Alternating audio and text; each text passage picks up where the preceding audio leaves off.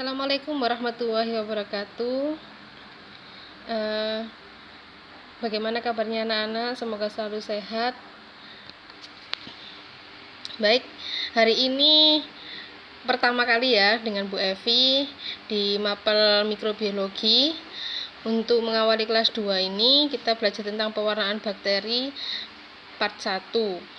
Nah, sebelum kita mulai, marilah kita berdoa. Semoga ilmu yang kita dapatkan bisa bermanfaat. Berdoa, mulai.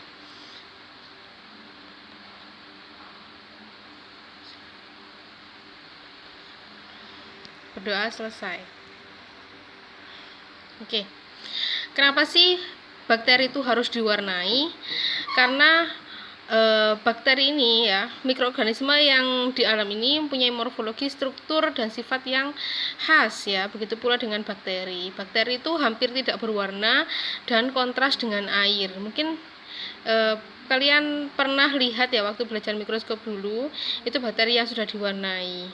Nah, maka dari itu bakteri harus diwarnai dulu untuk bisa dilihat dengan jelas di mikroskop. Oke, macam-macam pewarnaan bakteri. Yang pertama ada pewarnaan sederhana, yaitu pewarnaan yang menggunakan satu jenis zat warna. Kemudian yang kedua adalah pewarnaan diferensial, yaitu pewarnaan yang menggunakan lebih dari satu jenis zat warna agar dapat membedakan bakteri satu dengan yang lainnya. Nah, pewarnaan sederhana ini tujuannya untuk melihat morfologi bakteri, apakah dia itu bentuknya kokus, basil, spiral, dan sebagainya. Jadi hanya untuk melihat itu saja. Kemudian juga melihat strukturnya, apa strukturnya itu dia bergerombol, ataukah beratai, stafilo, atau strepto, atau diplo, seperti itu. Jadi tujuannya hanya untuk melihat morfologi saja. Jadi cukup menggunakan satu jenis zat warna. Zat warna yang sering dipakai adalah fuksin untuk memberikan warna merah, methylene blue untuk memberikan warna biru, atau bisa menggunakan gentian violet sebagai warna ungu. Jadi pilih aja salah satu, boleh warna merah, boleh warna biru, atau warna ungu. Karena tujuannya hanya untuk melihat morfologinya saja. Kemudian kalau pewarnaan diferensial itu tujuannya untuk membedakan bakteri satu dengan bakteri yang lain. Jadi ada menggunakan lebih dari satu jenis zat warna.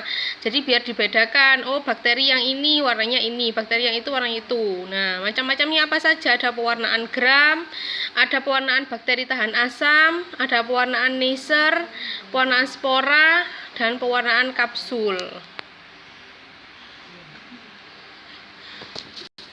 Pertama-tama kalian harus bisa membuat sediaannya dulu ya. Nah, ini bisa kita membuat sediaannya bisa dari media cair atau media padat. Nah, caranya adalah pertama menyiapkan alat dan bahan ya.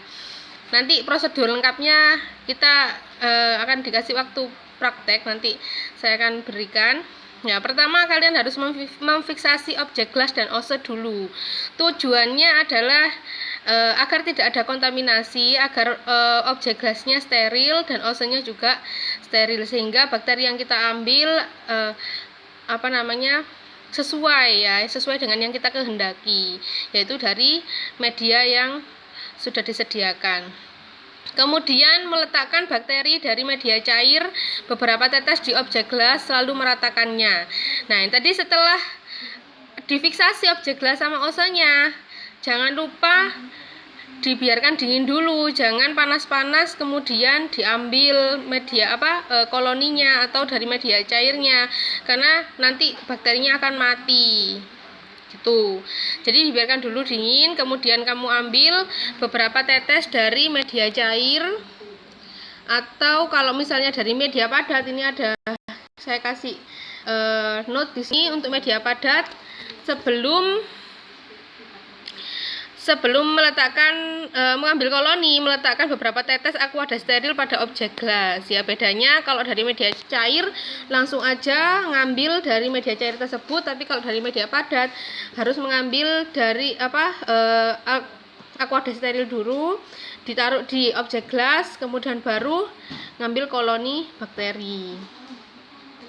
Nah, setelah itu jangan sedikit ya, yang agak banyak sedikit, jadi sampai ada masanya di situ, kemudian diratakan. Nah, diratakannya itu bentuknya spiral. Nah, seperti itu. Diratakan di objek gelas, kemudian dikering udarakan. Jadi biarkan aja dia sampai mengering. Nah, setelah kering kalian fiksasi lagi. Nah, fiksasi yang kedua ini tujuannya adalah untuk mematikan bakteri dan melekatkan bakteri pada objek gelas. Jadi ketika diwarnai nanti tidak luntur. Karena kan nanti dibilas dengan air ya, jadi biar tidak luntur. Kemudian siap diwarnai. Nah, baru habis dibuat sediaan, terserah kalian tujuannya untuk apa dulu, mau diwarnai apa, mau diwarnai gram kah, mau diwarnai Neisser atau diwarnai spora, BTA, tergantung tadi tujuannya apa. Oke. Lanjut kita ke pewarnaan gram ya.